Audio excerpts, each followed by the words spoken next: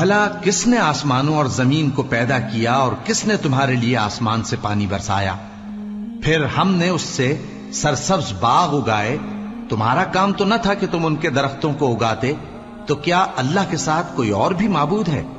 ہرگز نہیں، بلکہ یہ لوگ رستے سے الگ ہو رہے ہیں. بھلا کس نے زمین کو قرارگاہ بنایا اور اس کے بیچ نہریں بنائیں اور اس کے لیے پہاڑ بنائے، اور کس نے دو دریاؤں کے بیچ اوٹ بنائی؟ یہ سب کچھ اللہ نے بنایا. تو کیا اللہ کے ساتھ کوئی اور معبود بھی ہے؟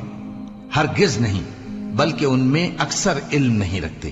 بھلا کون بے قرار کی التجا قبول کرتا ہے جب وہ اس سے دعا کرتا ہے، اور کون اس کی تکلیف کو دور کرتا ہے، اور کون تم کو زمین میں اگلوں کا جانشین بناتا ہے؟ یہ سب کچھ اللہ کرتا ہے. تو کیا اللہ کے ساتھ کوئی اور معبود بھی ہے؟